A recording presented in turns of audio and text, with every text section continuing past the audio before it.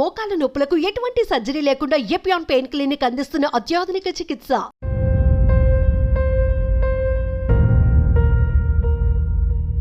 ఏమైంది? మమ్మీ ఉందా? నాన్న చనిపోయాడు. నువ్వు ఏడవకూడదు, ఇప్పుడే చెప్పాను నీకు ఏడవద్దని.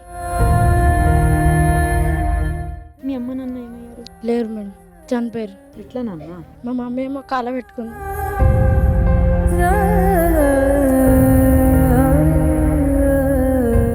మా నాన్నని హాస్పిటల్గా డాక్టర్లు చంపేశారు. ఎందుకు? కిడ్నీలు తీసుకోరు.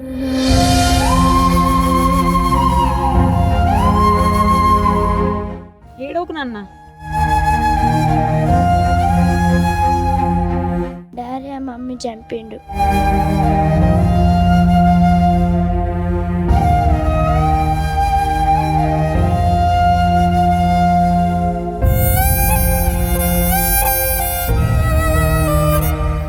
ఏంటన్న బాను, నేనేం మాట్లాడలేదు కదా, ఎందుకు ఏడుస్తున్నావు తల్లి? మా డాడీ గుర్తుకోకండి.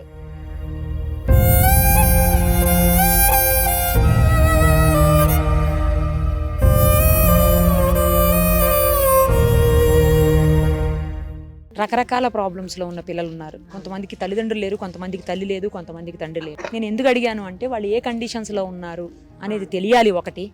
ఇంకొక ఉద్దేశం ఏంటంటే నాది, బయట తల్లిదండ్రులు లక్షలు వేలకు డబ్బులు ఇస్తే ఇష్టానికి ఖర్చు పెట్టుకుంటూ బ్యాడ్ హ్యాబిట్స్కి అలవాటు పడిపోయి వాళ్ళు ఏం చేస్తున్నారో కూడా తెలియని పరిస్థితుల్లో చాలా మంది పిల్లలు ఉన్నారు. నేను చూస్తున్నానమ్మా, 4th క్లాస్ పిల్లల నుంచి ఈ సిగరెట్లని అవన్నీ ఇవన్నీ చూస్తూనే ఉన్నాను నేను, అన్ని రకాల వ్యసనాలకి. బట్ ఈ పిల్లలు ఎంత బాధపడుతున్నారో తెలియాలన్న ఉద్దేశంతో మీ అమ్మా నాన్న ఏమయ్యారు, ఎందుకు ప్రాబ్లం అయ్యింది, మీరు ఎందుకు ఇక్కడికి వచ్చారని అడిగాను తప్పించి ఈ పిల్లల్ని ఏడిపించాలనో బాధ పెట్టాలనో మాత్రం కాదు. వాళ్ళు బాధపడుతుంటే వాళ్ళు ఏడుస్తుంటే నాకు కూడా బాధ అనిపిస్తుంది. బట్ నేను ఇందాక చెప్పినట్టు కొంతమందిలో అయినా ఇలాంటి పిల్లల్ని చూస్తే మార్పు వస్తుందేమో, సొసైటీకి మంచి పౌరులుగా తయారవుతారేమో అన్న ఉద్దేశంతో నేను వాళ్ళ క్వశ్చన్ అడిగాను అంతే. ప్రస్తుతం కొండపాక ఆనంద నిలయం బాల సదన్లో మనం ఉన్నాం. ఒక్కసారి పిల్లలతో మాట్లాడదాం. మనం 3-4 years బ్యాక్ ఇక్కడికి వచ్చున్నాము. అప్పుడు కూడా చాలా మంది పిల్లలతో మాట్లాడాము. ఇప్పుడు ఎలా ఉన్నారు వాళ్ళు, ఏంటి, పెద్దవాళ్ళు అయిపోయారు, కొంతమంది మంచి మంచి మార్క్స్ తోటి పాస్ అయ్యి బయటకు వెళ్ళారని తెలిసింది. సో ఒక్కసారి ఆ పిల్లలతో మాట్లాడదామని మళ్ళీ వచ్చాం, చూద్దాం ఏమంటారు. అందరికీ హాయ్, ఎలా ఉన్నారు? బాగున్నారు అందరూ? ఓకే. నువ్వు అప్పుడు ఉన్నావా? నేను లాస్ట్ టైం వచ్చినప్పుడు నువ్వు ఉన్నావు కదమ్మా? నేను వచ్చినప్పుడు ఉన్నావు. నువ్వు ఉన్నావా నాన్న? నువ్వు లేవా? నువ్వు ఉన్నావా? మీలో ఉన్న వాళ్ళు ఎవరు చెప్పండి ఒకసారి. ఓ మీరు అందరూ ఉన్నారా నేను వచ్చినప్పుడు? నీకేమైంది చేతికమ్మా? ఏదో అయిందని విన్నాను, ఏమైంది? చాయ్ పడ్డది. చాయ్ అంత అంత ఎట్లా పోసుకున్నావు? ఆ మమ్మీ బయట చేస్తుండే పడ్డది. ఓకే. మీ మమ్మీ వాళ్ళు ఎక్కడున్నారు? ఇంటికాడ.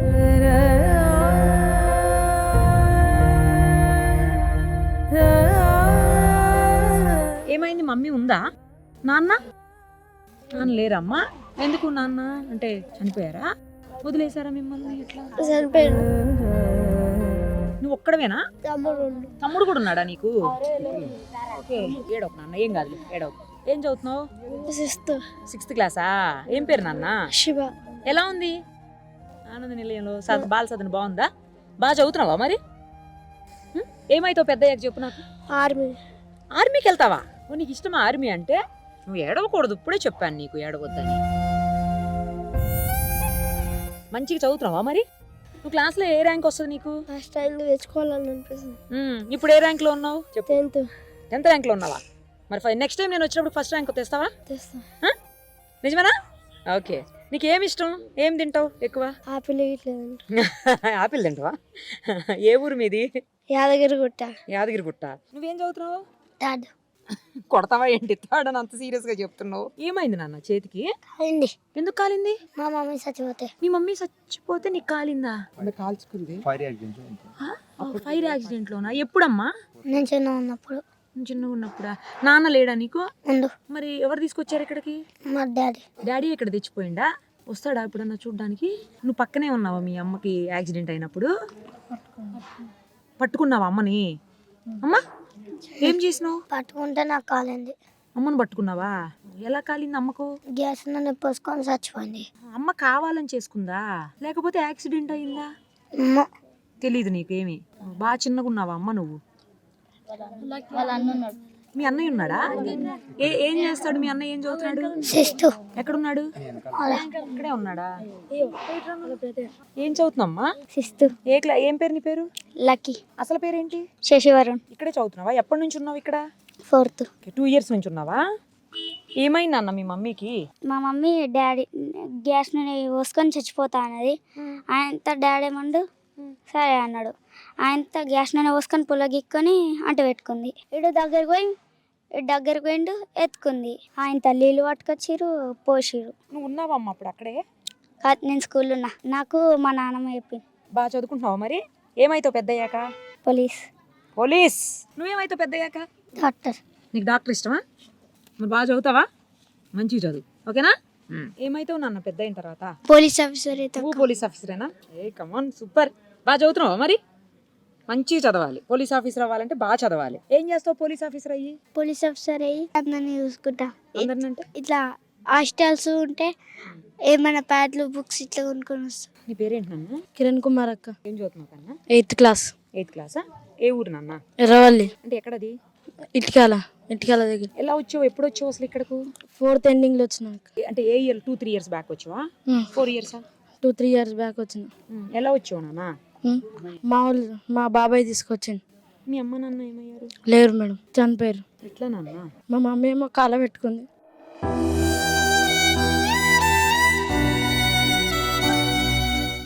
మీ నాన్న మరి? మా నాన్నని హాస్పిటల్లో డాక్టర్లు చంపేశారు. ఎందుకు? కిడ్నీలు తీసుకున్నారు. కిడ్నీలు తీసుకున్నారా? అదేంటి? ఇద్దరు లేరైతే ఏమైతావు పెద్ద అయిన తర్వాత? నాన్న ఏడవకు, ఏం కాదు. మంచి చదువుకో, మంచి చదువుకుని సరేనా? మంచి ఏం అవ్వాలనుకుంటున్నావు పెద్ద అయిన తర్వాత? ఇంజనీర్. ఏం సాఫ్ట్వేర్ ఇంజనీర్ అవ్వాలనుకుంటున్నావా? ఎందుకు 5 days జాబ్ చేసి 2 రోజులు హాలిడేస్ తీసుకొచ్చానా? ఏమో ఏడవకు, బాగా చదువు. మరి బాగా చదువుతున్నావా? చదువుతున్నా. ఏ క్లాస్లో ఏ ర్యాంక్లో ఉన్నావు చెప్పు? 2nd rank లో ఉన్నా. సూపర్. మరి ఫస్ట్ ర్యాంక్ ఎప్పుడు వస్తావు? నువ్వు ఫైనల్ ఎగ్జామ్స్ అప్పుడు ఫస్ట్ ర్యాంక్ రావాలి. నేను మళ్ళీ వస్తాను నీ దగ్గరకు, సరేనా? నువ్వేం చదువుతున్నావు నాన్న? 7th class. నువ్వు తమ్ముడువా? ఏం పేరు? అరుణ్ కుమార్. పెద్దయ్యకి ఏమవుతావు? పైలట్ అవుతావా? సూపర్ అసలు. మరి బాగా చదువుతున్నావా? మంచిగా చదువుకో, మంచిగా చదువుకుంటే పైలట్ అవుతావు, సరేనా? ఏడవకు నాన్న ఏడవు.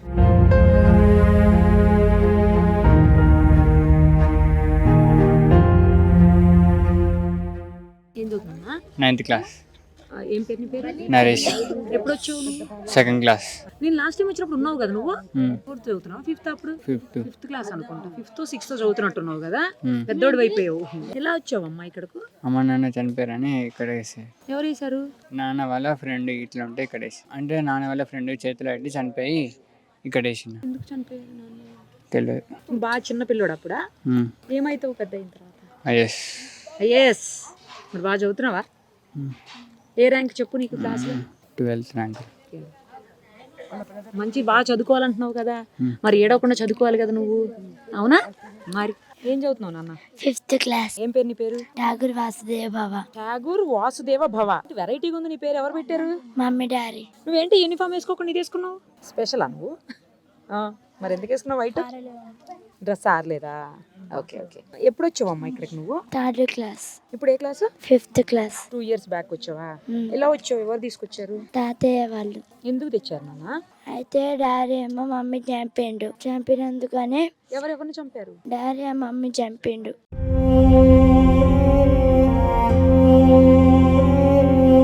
అందుకనే అమ్మమ్మ వాళ్ళు వచ్చి ఇల్లు వేసిర్రు. వస్తారా మరి ఎప్పుడన్నా చూడడానికి అమ్మమ్మ వాళ్ళు? వస్తారు.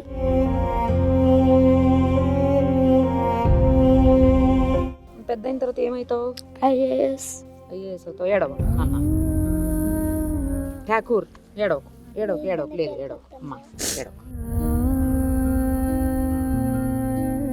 బాగా చదువుతున్నావు మరి? క్లాస్లో ఏ ర్యాంక్ చెప్పు నీకు? 12th rank. మరి ఫస్ట్ వస్తే కదా నువ్వు ఐఏఎస్ అవుతావు. 12th rank ఐఏఎస్ అవుతారా? మరి ఎప్పుడు వస్తావు ఫస్ట్ ర్యాంక్ చెప్పు? వస్తా. ఇంకా ఏడవకూడదు. ఫస్ట్ ర్యాంక్ వచ్చేయాలి నువ్వు, సరేనా? నెక్స్ట్ ఎగ్జామ్స్ టైంకి ఫైనల్ ఎగ్జామ్స్ ఉన్నాయి కదా మార్చిలో, అప్పుడు నువ్వు ఫస్ట్ ర్యాంక్ తెచ్చుకోవాలి. ఫస్ట్ ర్యాంక్ తెచ్చుకుని నాకు ఫోన్ చేయాలి, సరేనా? ఏం చదువుతున్నావు? 6th అక్క. నువ్వు ఎప్పుడు వచ్చావు ఇక్కడికి? నేను 4th వచ్చిన. 2 years బ్యాక్ వచ్చావు. ఏ ఊరు నాన్న? సిద్దిపేట. ఎందుకు వచ్చావు ఇక్కడికి? ఎలా వచ్చావు? ఎవరు తీసుకొచ్చారు? సిడబ్ల్యూఎస్ ఆఫీస్ వాళ్ళు. వాళ్ళు తెచ్చారా? ఎందుకు నాన్న ఎందుకు తెచ్చారు ఇక్కడకు? అంటే ఇంటికాడ మా మమ్మీ చనిపోయింది, ఒక్కనే ఉన్నా.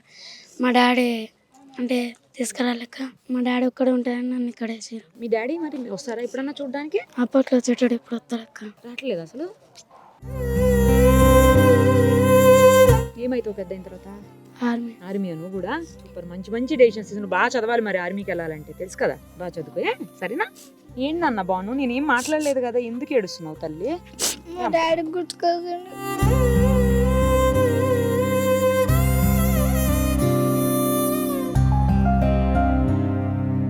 ఇంకా మమ్మీ లేదా? ఉంది. ఆ, మరి డాడీ ఎందుకు? అంటే డాడీయే కావాలా నీకు? ఎక్కడ ఉంటారు డాడీ? డాడీ చనిపోయిండు. ఓహో.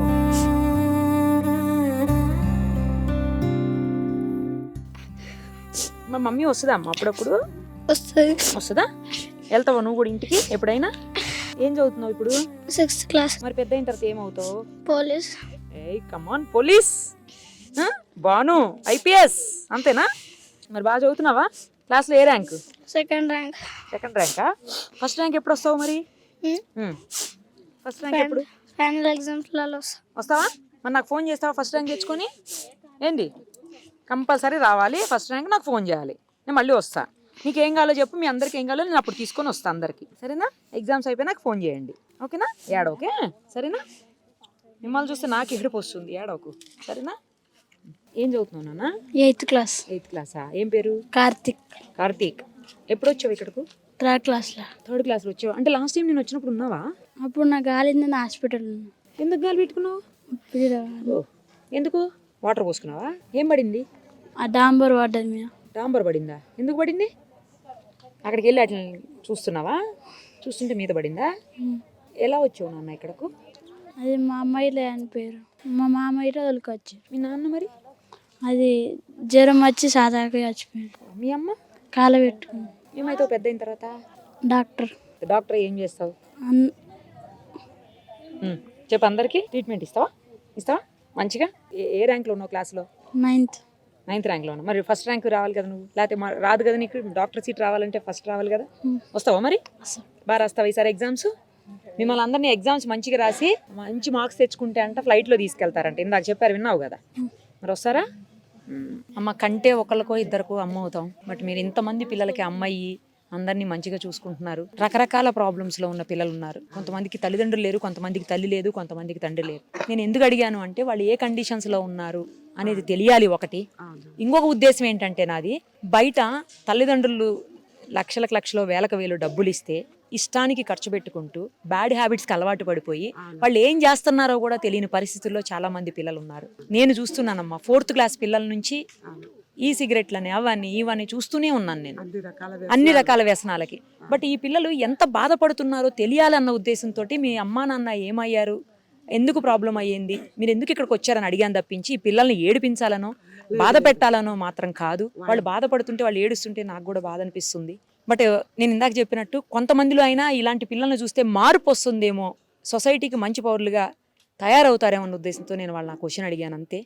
ఇంతమందికి మీరు తల్లి అయ్యారమ్మా, వీళ్ళని చూస్తుంటే చాలా బాధగా ఉంది. మీరు రోజు చూస్తుంటారు, మంచిగా చదువుకుంటున్నారా? వీళ్ళందరూ బాగా చదువుతారు, మంచి డైమండ్స్ వీళ్ళు, చాలా తెలివికల పిల్లలు. వాళ్ళని సరైన దారిలో పెట్టాలి కానీ వాళ్ళంత గొప్ప వాళ్ళు ఎవరు కార్యమో అనిపిస్తుంది, నా అభిప్రాయం ఇది.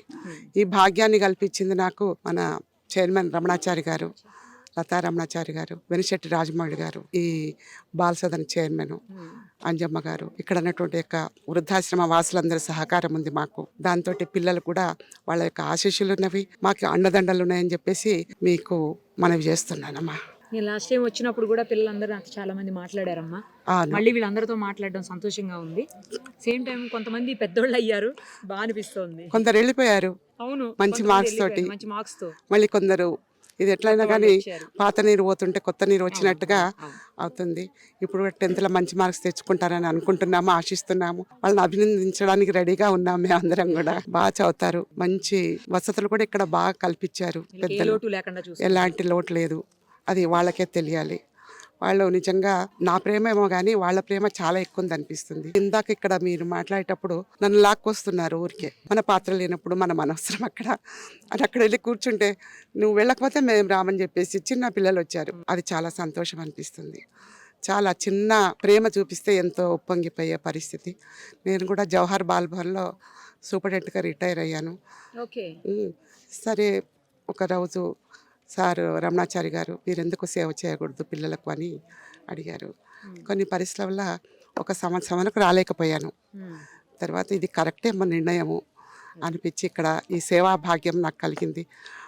వారికి ప్రత్యేక అభినందనలు తెలియజేస్తున్నానమ్మా. పిల్లలందరూ కూడా ఏకధాటిగా భగవద్గీత చదువుతారు. మీరు అవకాశం ఇస్తే వీళ్ళు భక్తి యోగం చదువుతారు. 3 అధ్యాయాలు వచ్చి వాళ్ళకి పిల్లలకి మీరే చూడండి, చాలా బాగా చదువుతారు. ఒకసారి రండి నాన్న, రండి. ఏది భగవద్గీత ఎవరు చెప్పగలుగుతారు? ఒకసారి వచ్చి చెప్పండి, ఒక శ్లోకం చెప్పండి. మీరు ఏం చెప్పగలుగుతారు అది చెప్పండి, సరేనా? ఇన్ని చెప్పాలి అన్ని చెప్పాలని ఏం లేదు. మీకు నచ్చింది వచ్చింది కరెక్ట్ గా మంచిగా చెప్పండి. ఇంత చిన్న పిల్లలు మీరు భగవద్గీత శ్లోకం చెప్పడం అంటే అది మామూలు విషయం కాదు నాన్న, చెప్పండి. శుక్లాంబరధరం విష్ణుం శశివర్ణం చతుర్భుజం ప్రసన్నవదనం ధ్యాయేత్ సర్వవిఘ్నోపశాంతయే. ఓం అఖండమండలాకారం వ్యాప్తం యేన చరాచరం తత్పదం దర్శితం యేన తస్మై శ్రీ గురవే నమః. ఓం కృష్ణం కమలపత్రాక్షం పుణ్యక్షవన కీర్తనం వాసుదేవం జగద్యోనిం నౌమి నారాయణం హరిం. ఓం వ్యాసాయ విష్ణురూపాయ వ్యాసరూపాయ విష్ణవే నమో వై బ్రహ్మనిధయే వాసిష్ఠాయ నమో నమః. ఓం నారాయణం నమస్కృత్యం నరం చైవ నరోత్తమం దేవీం సరస్వతిం వ్యాసం తతో జయముదీరయేత్. ఓం పార్థాయ ప్రతిబోధితాం భగవతా నారాయణేన స్వయం వ్యాసేన గ్రథితాం పురాణమునినా మధ్యే మహాభారతం అద్వైతామృతవర్షిణీం భగవతీం అష్టాదశాధ్యాయినీం అంబ త్వామనుసందదామి భగవద్గీతే భగవద్వేషిణీం. ఓం శ్రీ పరమాత్మనే నమః. శ్రీమద్భగవద్గీత అథ ద్వాదశోऽధ్యాయः భక్తియోగः. అర్జున ఉవాచ ఏవం సతతయుక్తా ఏ భక్తా స్వాం పర్యుపాసతే ఏ చాప్యక్షరమవ్యక్తం తేషాం కే యోగవిత్తమాః. శ్రీ భగవానువాచ మయ్యావేశ్య మనో ఏ మాం నిత్యయుక్త ఉపాసతే శ్రద్ధయా పరయోపేతాః ते मे युक्ततमामताः. ये त्वक्षरमनिर्देशम् अव्यक्तं पर्युपासते सर्वत्र गमचिन्त्यं च कूटस्थमचलं ध्रुवं संनियमेन्द्रियग्रामं सर्वत्र समबुद्धयः ते प्राप्नुवन्ति मामेव सर्वभूतहिते रताः. क्लेशोऽधिकतरस्तेषाम् अव्यक्तासक्तचेतसाम् अव्यक्ता हि गतिर्दुःखं देहवद्भिरवाप्यते. एतु सर्वाणि कर्माणि मयि सन्न्यस्य मत्पराः अनन्येनैव योगेन मां ध्यायन्त उपासते तेषामहं समुद्धर्ता मृत्युसंसारसागरात् भवामि न चिरात् पार्थ. मय्यावेशितचेतसां मय्येवामनाधस्व मयि बुद्धिं निवेशय निवशिष्यसि मय्येव अजो ऊर्ध्वं न संशयः. अथ चित्तं समादातुं न शक्नोषि मयि स्थिरम् अभ्यासयोगेन ततो मामिच्छातुं धनञ्जय. अभ्यासेऽप्यसमर्थोऽसि मत्कर्मा परमो भव मदर्थमपि कर्माणि कुर्वन् सिद्धिमवाप्स्यसि. अथैतदप्यशक्तोऽसि कर्तुं मद्योगमाश्रितः सर्वकर्मफलत्यागः तथा कुरु यदात्मवान्. श्रेयो हि ज्ञानमभ्यासात् ज्ञानात् ध्यानं विशिष्यते ध्यानात् कर्मफलत्यागः त्यागात् शान्तिरनन्तरम्.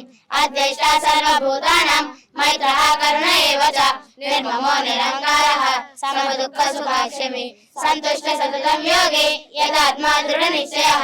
मय्यर्पितमनोबुद्धिः यो मद्भक्तः स मे प्रियः. यस्मान्नो द्विजते लोको लोको न द्विजते जयः. हर्षामर्षभयोद्वेगः मुक्तो यस्य च मे प्रियः.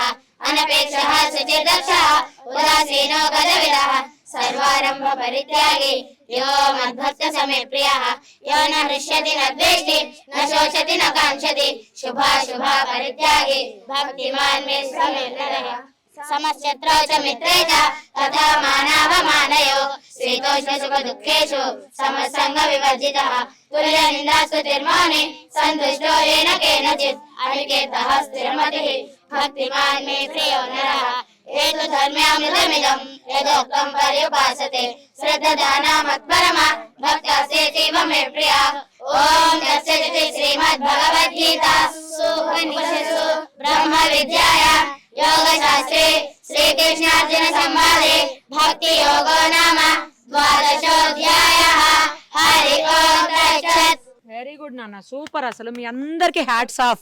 ఎందుకంటే చిన్న పిల్లలు భగవద్గీత శ్లోకాలని ఎంత స్పష్టంగా ఎంత బాగా పాడుతున్నారంటే, మీరు చెప్తున్నారంటే అసలు గ్రేట్ నాన్న. మీరు అందరూ బాగా చదువుకోండి, సరేనా? మీరు ఏమేమైతే అనుకున్నారో అవన్నీ కూడా పోలీస్ ఆఫీసర్, పైలట్, డాక్టర్ ఇవన్నీ అవ్వాలి. ఓకే, మళ్ళీ కలుద్దాం. బాయ్. ఆనంద నిలయాన్ని గత 15 ఏళ్లుగా సక్సెస్ఫుల్ గా రన్ చేస్తూ ఎంతో మంది దయార్థులైనటువంటి పెద్దవాళ్ళని ఆదుకుంటూ, వాళ్ళతో పాటు చిన్న పిల్లల్ని కూడా తల్లిదండ్రులు లేకపోతే నా అనేవాళ్ళు లేక బాధపడేటువంటి ఎంతో మంది పిల్లల్ని సాదుతూ, ఎవరికి ఏ కష్టం రాకుండా, ఒకవేళ ఏదైనా ప్రాబ్లం వచ్చినా నేను మీ తండ్రిగా ఉన్నా, మీ కొడుకుగా ఉన్నా, మీ మనవడిగా ఉన్నానంటూ ఇన్నేళ్లుగా నడిపిస్తూనే ఉన్నటువంటి రమణాచారి గారు, ఆయన భార్య లత గారు, అలాగే కమిటీ మెంబర్స్ అందరూ కూడా ఇప్పుడు ఉన్నారు. బాలసదనకి ప్రత్యేకంగా ఒక పర్సన్ ఉండి దాన్ని అంతటినీ కూడా టేక్ కేర్ చేస్తున్నారు, రాజమౌళి గారు ఆయన పేరు. సో అందరితో కూడా ఒకసారి మాట్లాడదాం. ముఖ్యంగా రమణాచారి గారితో ఫస్ట్ మాట్లాడదాం. సార్ నమస్తే అండి, ఎలా ఉన్నారు సార్? ఆల్మోస్ట్ 3-4 ఏళ్ల క్రితం నేను ఇక్కడికి వచ్చున్నాను సార్. వచ్చినప్పుడు చాలా మందితో నేను మాట్లాడాను. మిమ్మల్ని సొంత మనిషిలాగా చూస్తున్నారు అందరూ. ఆయన లేకపోతే మేము లేమేమో అన్న. ఎందుకంటే ఆనంద నిలయం అనేది ఇది ఒక అనాథ శరణాలయం అనే ఫీలింగ్ కానీ, లేకపోతే వృద్ధాశ్రమం అనే ఫీలింగ్ కానీ రావట్లేదు సార్. ఇక్కడికి వచ్చినప్పుడు ఏంటంటే స్వచ్ఛమైన వాతావరణం, పచ్చని చెట్లు, అసలు ఒక తోటలో ఉన్నట్లు, ఏదో ఒక మంచి ప్లేస్లో, సాక్రెడ్ ప్లేస్లో ఉన్నటువంటి ఫీలింగ్ కలుగుతుంది. దానికి తోడు మీరు పెట్టినటువంటి ఓం నమో వెంకటేశాయ, అది కూడా మొత్తం కలిపి ఒక పవిత్రమైన భావాన్ని అందరిలో కల్పిస్తున్నాయి. ఎంతో మంది పిల్లలు అన్నీ ఉండి కూడా వదిలేసిన వాళ్ళు కావచ్చు, లేకపోతే పిల్లలతో పడక ఇబ్బందులు పడేవాళ్ళు కావచ్చు, వాళ్ళందరూ ఇక్కడికి వచ్చి మీ నీడలో సేద తీరుతున్నారు. ఆనంద నిలయం రూపంలో ఆనందాన్ని పంచుకుంటున్నారు. ఈ సంకల్పం మీకు ఎందుకు వచ్చింది? ఇలా ఎన్ని సంవత్సరాలుగా ఎలా కంటిన్యూ చేయగలుగుతున్నారు? ఇలాగే కంటిన్యూ చేస్తారా ఎప్పటికీ? ఒక గొప్ప విషయాన్ని మీరు నాకు దృష్టికి తీసుకొచ్చారమ్మా. మంచి ఆలోచన రావడం అనేటువంటిది అది భగవత్ సంకల్పం. భగవంతుడు ఆదేశిస్తేనే మంచి ఆలోచనలు వస్తాయి. వచ్చిన మంచి ఆలోచనని కార్యరూపంలో పెట్టి దాన్ని సాధన చేసేసి ఆచరణ సాధ్యం చేస్తే అది భగవంతుని ఆజ్ఞనే. కానీ నేను తిరుమల తిరుపతి దేవస్థానంలో పనిచేస్తున్నటువంటి రోజుల్లో స్వామివారి సేవలో ఉన్నప్పుడు ఒక మహాతల్లి, ఆమెకు నేను నమస్కరిస్తా ఉన్నాను. వారి పేరు సుధా జనార్దన్ గారు. వారు వచ్చి స్వామివారికి నేను 3 కోట్ల రూపాయలని విరాళంగా ఇవ్వాలని చెప్పి అనుకుంటున్నానని చెప్పి అన్నప్పుడు, అమ్మ మాధవ సేవ చాలా మంది చేస్తారు కానీ మానవ సేవే మాధవ సేవ, ఏదైనా మనం చేస్తే బాగుంటుందేమో ఆలోచించండి అని చెప్పినప్పుడు, మీ దృష్టిలో అటువంటిది ఏదైనా ఉన్నట్టయితే చెప్పండి అని చెప్పి అన్నారు. అప్పటికి ఆమె నాకు కేవలం భక్తురాలిగా తెలుసు. కొన్ని క్షణాలు అయిండొచ్చు, లేక కొన్ని నిమిషాలు అయిండొచ్చు. ఆమె చూపించినటువంటి ఆప్యాయత, అభిమానం ఏదైతే ఉందో ఆ తల్లి యొక్క కృప వల్ల ఏమైనా మీ దృష్టిలో ఉంటే చెప్పండి అని చెప్పంటే, ఇలా ఒక వృద్ధాశ్రమం నిర్వహించాలనుకుంటున్నాం. దాని పేరు ఆనంద నిలయం అని చెప్పి పెడుతున్నాం. ఈ స్వామివారి సేవలో అది కూడా ఉంటుందని చెప్పి అనుకుంటున్నాం. అది చేస్తే వృద్ధులు అన్నటువంటి వాళ్ళు చాలా పెద్దవాళ్ళు కాబట్టి, ఆ భగవంతుని కృప ఉంటే వాళ్ళు బాగుండాలని చెప్పి అనుకుంటాం కాబట్టి, పెద్దల సేవ చేస్తే అంతకంటే మించినటువంటిది లేదమ్మా. వాళ్ళని సేవ చేసుకోవడం తల్లిదండ్రులకి, కొడుకులుగా, పిల్లలుగా, మనవలుగా, మనమరాలుగా చేస్తే చాలా గొప్పదనేటువంటి ఆలోచనతో ఒకటి అనుకుంటున్నాము. అంటే మీ దృష్టిలో ప్రాజెక్ట్ ఉంటే చెప్పండి సార్. 50 లక్షల రూపాయలు నేను ఇవ్వడానికి ఉన్నానండి. ప్రాజెక్టు ప్రారంభించిన సందర్భంగా మీకు 25 లక్షలు ఇస్తాను. ప్రాజెక్ట్ని ఇనాగ్రేషన్ చేసేటప్పటికల్లా మిగిలిన డబ్బులు ఇస్తాను అని చెప్పంటే, ఆ అమ్మ కృప వల్ల ఇవాళ ఆమెను తలుచుకోవడానికి ఒక మంచి అవకాశం ఇచ్చారు మీరు. ఆమె బెంగళూరులో ఉంటారు. సుధా జనార్దన్ గారి యొక్క కృప వల్ల ఆనంద నిలయానికి అంకురార్పణ జరిగిందమ్మా. మా సభ్యులు వైకుంఠం గారు అయితేనేమి, వెంకటేశం గారు అయితేనేమి, బాలరెడ్డి గారు అయితేనేమి, రమేష్ గారు అయితేనేమి, ఇలా శ్రీకాంత్ శర్మ గారు అందరూ కూడా కలిసి మనం ఒక వృద్ధాశ్రమాన్ని పెడదామని చెప్పిన ఆలోచనతో ముందుకు వచ్చినప్పుడు ఆ 25 లక్షల రూపాయలతో అంకురార్పణ చేశాము. ఇవాళ 25 లక్షలు కాదు, ఇది ఒక పుణ్యభూమి. ఒక ఆనంద నిలయంతో పాటు మాకు పెద్దలు, మేమెంతో అభిమానించి గౌరవించేటువంటి శ్రీ వెనిశెట్టి రాజమౌళి గారు, వారికి ఒక ఆలోచన చాలా రోజుల నుంచి ఉంది. తల్లిదండ్రులు లేని పిల్లల్ని, అనాథలైనటువంటి పిల్లల్ని చేరదీసి వాళ్ళని కూడా మనం కొంచెం బాగుంటుంది, వాళ్ళని కూడా చేరదీస్తే అని చెప్పి అనుకున్నప్పుడు, ఈ ఆనంద నిలయంలో వృద్ధులు ఉంటారు, ఆనంద బాలసదనంలో పిల్లలు ఉంటారు. ఆ పిల్లలకి తల్లిదండ్రులు కానీ వాళ్ళు ఎవరు లేనందువల్ల, ఈ వృద్ధులకి పిల్లలు ఎవరు కూడా లేనందువల్ల సాయంత్రం పూట వాడు బడి నుంచి రాగానే మా తాతయ్య అమ్మమ్మ అని వాళ్ళు అనుకుంటారు, పిల్లలు అనుకుంటారు, మా మనమలని చెప్పని వీళ్ళు అనుకుంటారు. ఆ అనుబంధం చాలా గొప్పగా ఉంటుందని చెప్పని వెంకటశెట్టి రాజమౌళి గారు, వారి శ్రీమతి గారు వాళ్ళందరూ కూడా కలిసి ఇక్కడ ఆనంద బాలసదనం అనే పేరిట దాదాపు 40 మంది పిల్లలతో ఒక బాలసదనాన్ని ఏర్పరిచారు. ఆ బాలసదనం కానీ 70 మంది వృద్ధులతో ఆనంద నిలయం కానీ గత 15 ఏళ్లుగా నడుస్తున్నటువంటి సంగతి. అందులో మీరు ఇంతకుముందు వచ్చి దీన్ని సందర్శించి దీన్ని ఈ ప్రపంచానికి చాటి చెప్పి మీరు చెప్పిన తర్వాత ఎంతోమంది నాకు ఫోన్లు చేసి ఆనంద నిలయంలో మేము కూడా వస్తామండి, చేరుతామండి అని చెప్పంటే మీ వల్ల కదా ఇది ఇంత వృద్ధిలోకి వచ్చింది. మీకు నమస్కారం. Thank you so much. ఇదమ్మా ఆనంద నిలయం, ఆనంద బాలసదనం. ఈ పిల్లలందరూ కూడా పెద్దగా పెరిగి బాగున్నట్టయితే వాళ్ళలో ఇప్పుడు కొంతమంది బ్యాచెస్గా వెళ్ళిపోతున్నారు కాబట్టి జూనియర్ కాలేజ్కి కూడా వాళ్ళు వెళ్ళినటువంటి వాళ్ళు ఉన్నారు ఇక్కడి నుంచి. ఆ తర్వాత పోయిన సంవత్సరం మాత్రం ఒక గొప్ప విషయం, 2023వ సంవత్సరంలో ఒక 4 పిల్లలు ఇక్కడి నుంచి ఏ నారాయణ కళాశాల నుంచో చైతన్య కళాశాల నుంచో స్కూళ్ళ నుంచో వచ్చినట్టుగా 9% కంటే ఎక్కువ వచ్చినటువంటి పిల్లలు మా ఆనంద బాలసదనం నుంచి వచ్చారు. వాళ్ళను సత్కారం చేసుకున్నాం. వాళ్ళకి ఇంకా మంచి చదువులు ఇవ్వాలని చెప్పి నా భగవంతుని ప్రార్థిస్తున్నాం. ఈ సంవత్సరం ఎవరైనా సరే మా ఆనంద బాలసదనంలో 9% కంటే ఎక్కువ వచ్చినటువంటి పిల్లలకు తప్పకుండా ఫ్లైట్లో తిరుపతికి తీసుకెళ్ళి ఆ ఫ్లైట్లో తీసుకుపోయి తిరుపతిలో స్వామివారి దర్శనం చేయించి వస్తే వాళ్ళకు జీవితంలో ఎప్పుడైనా కానీ మేము ఫ్లైట్లో వెళ్ళాము, మేము ఫస్ట్ క్లాస్ వచ్చినందుకు కదా అనే భావం కలుగుతుంది అనేటువంటి రీతిలో అదొక ఆలోచన చేస్తున్నాం. పిల్లలు వింటున్నారు అందరూ. వాళ్ళు బహుశా మనసులో వీళ్ళు తలుచుకొని నిశ్చయం చేసుకొని మేము తప్పకుండా ఫ్లైట్లో వెళ్ళాల్సిన అవసరం ఉంది అని అనుకుంటే ఇప్పుడు జనవరిలో ఉన్నాం, ఫిబ్రవరి మార్చ్ ఏప్రిల్ కల్లా వాళ్ళు ఎగ్జామినేషన్స్ రాసేటప్పటికల్లా మంచి మార్కులతో పాస్ కావాలని చెప్పని ఆ భగవంతుని ప్రార్థిస్తూ ఉన్నాం. నేను ఇంకొక గొప్ప విషయం విన్నాను ఏంటంటే ఇక్కడ హార్ట్ సర్జరీస్ కూడా ఫ్రీగా చేపిస్తున్నారని విన్నాను సార్. నిజంగా చాలా మంచి ఆలోచన చేశారు మీరు. అది అసలు ఎలా అప్రిషియేట్ చేయాలో కూడా అర్థం కావట్లేదు సార్. ఫ్రీగా సర్జరీస్ చేపిస్తున్నారని విన్నాను. నిజంగా అందుకనే అమ్మ ఇది ఆనంద నిలయం అని పేరు ఏ క్షణంలో పెట్టామో కానీ ఆ స్వామివారి కృప అమ్మ. సత్యసాయి సంజీవిని సేవా సెంటర్ వాళ్ళు ముదనహల్లి నుంచి వచ్చి ఈ పుణ్యభూమిని చూసి మేము ఇక్కడ జూనియర్ కళాశాల, డిగ్రీ కళాశాల, వీలైతే యూనివర్సిటీని కూడా చేస్తామని చెప్పని విశ్వవిద్యాలయ స్థాయిని కూడా తీసుకొస్తామని చెప్పని ముందు ప్రారంభించారు. విద్యా రంగంతో ముందు ప్రారంభించుకున్నాం. ఇప్పుడు దాదాపు 150 మంది విద్యార్థినులు జూనియర్ కళాశాలలో చదువుతున్నటువంటి పిల్లలు ఉచితంగా వాళ్ళకి చదువు, ఉచితంగా భోజనము, ఉచితంగా వసతి కల్పించి నిర్వహిస్తున్నారు వాళ్ళు ఇక్కడ. ఆ రకంగా దాదాపు 40 కోట్ల రూపాయలతో జూనియర్ కాలేజీ ఏర్పాటు చేసి వాళ్ళు అద్భుతంగా చక్కగా మన సంప్రదాయ ప్రకారంగా మన యొక్క ఆస్తిక తత్వాన్ని దృష్టిలో పెట్టుకొని భక్తి భావంతో పాటు ఎంతో సైంటిఫిక్గా సాంకేతిక విజ్ఞానాన్ని కూడా పెంపొందించే రీతిలో పిల్లల్ని చాలా గొప్పగా తీర్చిదిద్దుతున్నందుకు వారికి నమస్కారం. మీరు మంచిగా జ్ఞాపకం చేశారు. దీనితో పాటు ఇటీవలనే చేపట్టినటువంటి ఒక గొప్ప ప్రాజెక్టు, అది భారతదేశంలోనే 4 ఉన్నాయి. ఒకటి మహారాష్ట్రలో ఉంది, ఒకటి హర్యానాలో ఉంది, ఒకటి బహుశా ఉత్తరప్రదేశ్లో ఉండాలి, మరొకటి తెలంగాణ, ఆంధ్రప్రదేశ్ కలిసి ఇక్కడ ఈ ఆనంద నిలయం ప్రాంగణంలో Sathya Sai Sanjeevani child heart care hospital and research అని అద్భుతమైనటువంటి సెంటర్ పెట్టారమ్మా. దాదాపు 50 కోట్ల రూపాయల ఖర్చుతో ఆ హాస్పిటల్ పెట్టారు. నిజానికి ఇది హైదరాబాద్ కాదు, ఇటుపక్క సిద్దిపేట కాదు, ఒక ప్రత్యేకమైనటువంటి స్థలంలో 20 కిలోమీటర్ల దూరంగా సిద్దిపేటకు, దాదాపు 60-70 కిలోమీటర్ల దూరంలో హైదరాబాద్కు ఉండే దగ్గర వసతి అంతా కల్పించేసేసి పిల్లలకు ఆపరేషన్ చేయడం అనేటువంటిది ఎంత గొప్ప విషయం అంటే, చిన్న పొరపాటు ఏదైనా జరిగినా కానీ డాక్టర్కి కానీ ఏదైనా చిన్న మరుపు వల్ల ఏదైనా జరిగినా కానీ పిల్లలకు ప్రాణాపాయం వచ్చేటువంటి పరిస్థితి, అలాంటివి ఏవీ రాకుండా డాక్టర్స్ నిర్విరామంగా కృషి చేసి నవంబర్ 23, 2023 నాడు సత్యసాయిబాబా పుట్టినరోజు సందర్భంగా దాన్ని ఇక్కడ ప్రారంభింపజేసుకున్నాం. ఆ దినంతో పాటు మొదలుపెట్టి దాదాపు 18 ఆపరేషన్లు చేశారు. వాళ్ళందరూ బ్రహ్మాండంగా బ్రతికి ఆ తర్వాత బ్యాచ్లో ఇంకో 10 మంది దాకా, 27-28 మంది దాకా ఆపరేషన్లు చేసుకుంటున్నారు. వాళ్ళు ఇప్పుడు అంతా కూడా వెతుకుతూ ఉన్నారు ఇంకేమైనా కేసులు ఉన్నాయా అని. నీలోఫర్ హాస్పిటల్ వాళ్ళు కూడా 0 నుంచి శిశువు దగ్గర నుంచి 10 ఏళ్ల బాబు దాకా ఎవరైనా రావచ్చు. చైల్డ్ హార్ట్ కేర్ అని చెప్పని అంతా మొత్తం ఉచితమేనమ్మా. అందుకనే వాళ్ళు అంటారు దిల్ బినా బిల్ అని. ఏ బిల్లు, ఏ పేమెంటు ఏమి లేకుండా వసతి కానీ, భోజనం కానీ, వాళ్ళకి కావాల్సిన ట్రీట్మెంట్ కానీ, ఆపరేషన్ ఖర్చులు కానీ ఏమీ లేకుండా. ఇదే ఆపరేషన్ ఏదైనా మామూలు గవర్నమెంట్ హాస్పిటల్స్లో జరిగితే 8-10 లక్షలు అవుతుంది. కమర్షియల్ హాస్పిటల్స్ అయితే భగవంతుడికి తెలియాలి అది ఎంత బిల్ అవుతుందో. అది నేను ఇప్పుడు నాకు తెలియదు అది.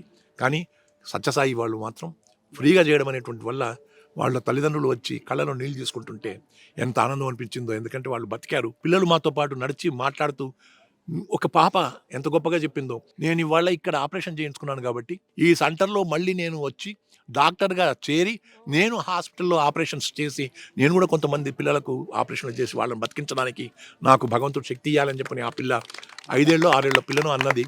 ఆ ఆ పిల్ల మాటలు కాదు, అది భగవంతుని యొక్క వాక్కులాగా నేను భావించి అలాగే జరగాలని చెప్పని కోరుకుంటున్నాం. ఎన్నాళ్ళు ఉంటామో తెలియదు, ఉన్నంతకాలం మాత్రం ఇలాంటి మంచి పుణ్యభూమిలో మీరు అడుగుపెట్టి ఈ విషయాన్ని ప్రపంచానికి తెలియజేయడానికి కోసం వచ్చినటువంటి మేడంకి నమస్కారాలు. Thank you sir, thank you so much. మీరు గొప్ప పని చేస్తున్నారు, ఆ పనిని నేను ప్రపంచానికి తెలియజేస్తున్నాను అంతే, నేను నిమిత్త మాత్రాలని. నా అలాగే చాలా మంది పని చేస్తున్నారమ్మా, కానీ పని చేసినటువంటి వాళ్ళ యొక్క పనితనాన్ని ప్రపంచానికి తెలియజేసే వాళ్ళు కూడా గొప్పవాళ్ళు నా దృష్టిలో. నమస్కారం. అమ్మ, సార్ ఎప్పుడు చూసినా ఇలాంటి సేవా కార్యక్రమాలు అవి ఇవి అని ఉన్న డబ్బులన్నీ పంపించేస్తుంటే ఎప్పుడు తిట్రా? నాకు ఆలోచన రాదమ్మా, ఆయన ఆలోచనే నా ఆలోచన. అంతేనా? సూపర్. అసలు పిల్లలందరూ వెళ్ళిపోయారు కదమ్మా, మనమే ఉన్నాము, ఇంకెవరికి సేవ, వీళ్ళకే సేవ చేద్దాం, ఇదే నా సంకల్పం అమ్మ. ఇక్కడ జరగడం కూడా అంచెలంచెలుగా మీ వల్ల, మా సభ్యుల వల్ల అంత బాగా జరగాలని ఆశిస్తున్నానమ్మా. ఇంతకన్నా ఆ దేవాలయం మీద చాలా అసలు అందరూ ఇక్కడ ఒక ఉత్సవాలు, చండీ యాగాలు ఇంకా అన్నీ జరుగుతున్నాయి, అలాగే జరగాలని, అందరికీ సౌకర్యాలు అన్నీ జరగాలని, ఉండాలని. ఇది వీళ్ళు పనిచేస్తారు చూడమ్మా, వాళ్ళకు కూడా ఇండ్లు అన్ని వసతి ఏర్పాటు చేయాలని. ఎందుకంటే వాళ్ళు అంత దూరం వెళ్ళే కన్నా ఇక్కడే ఉంటే అందరూ వీళ్ళ దాంట్లో ఉంటారు, అది నాకు కావాలని ఆశ. అమ్మ ఏదో కోరిక చెప్తున్నారు సార్.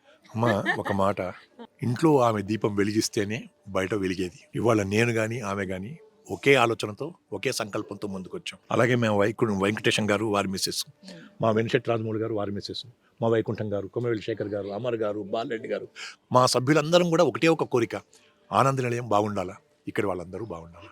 సర్వేజన సుఖినో భవంతు. రాజమౌళి గారు నమస్తే అండి.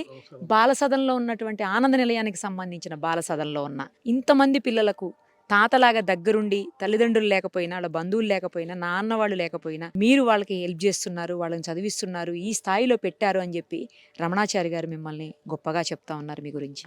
ఏదైనా ఇక్కడ జరిగే కార్యక్రమాలన్నిటికీ స్ఫూర్తిదాయకము మా రమణాచారి గారే. వారు మాకు చాలా గురు తుల్యులు, వారి సూచన ప్రకారంగా చేస్తున్నాం. ముఖ్యంగా మా అందరికి కూడా పిల్లలను ఆదుకొని కొంత మంచి భవిష్యత్తు ఇవ్వాలా, దేశానికి మనకు వచ్చే సిటిజన్స్ ఇవ్వాలనే ఆలోచనతోనే అనాథ పిల్లలను ముఖ్యంగా మేము ఎంచుకున్నాము.